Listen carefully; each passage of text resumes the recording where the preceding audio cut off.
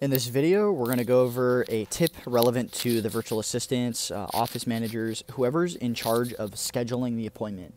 So not just preparing the quote, but actually putting this, the job on the schedule, pressing save, sending out that notification to that person about their scheduled job.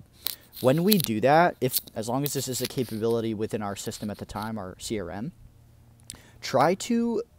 at least try to communicate to customers at minimum, and try to save this in the CRM if there's the ability to do so, an arrival time of about 1 hour before and 1 hour after the expected arrival time. Okay, we're going to schedule the job with a customer at a given point in time, right? At the earliest, we typically want to start around 7:30 or 8 a.m. Depends on how busy we are and whatever other factors likely, but usually start at 7:30, 8 a.m. at the worst case if the person doesn't want to start at 7:30. I mean, that appointment, like, almost guaranteed we should be there on time. If we're not there on time at 7:30 or 8, like, what's our excuse? It's not a good look. So worst case, we should be 10 or 15 minutes before or after, but not much more or greater. We should really be on time, so there's no excuse for that first appointment. But as it gets later in the day, right, the last appointment of the day at 3 p.m. or whatever time it might be, right, it depends on how did the other 2 or 3 appointments go before that.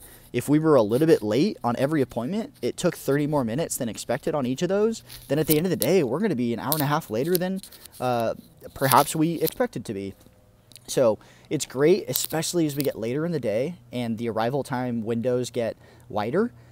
It's good to communicate an arrival time window to the person, because we might not be there exactly at 3.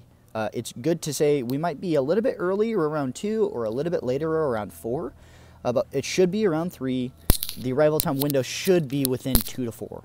But it's great to communicate that with the customer, because it's really hard to stick exactly to the schedule just as we write it up, because when we go up onto a person's property, maybe they ask us to do a little extra work that wasn't scheduled before, or maybe we encounter a complexity or something that pushes us back, or the person is extra picky, or is taking a long time to talk with us, or whatever it might be.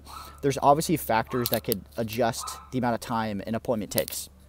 So try to schedule an arrival time window of 2 hours, 1 hour before the expected arrival time and 1 hour after the expected arrival time. Try to put that in the CRM, but at minimum, try to communicate that with the customer. The first appointment of the day, I mean, the arrival time window really shouldn't be greater than like 30 minutes, but there's some wiggle room at the start, but it gets greater and greater as the day goes on. But as a general rule of thumb, try to do a 2 hour arrival time window, 1 hour before and 1 hour after the expected arrival time. It's very, very likely that we will be ready for arrival within that window in that case.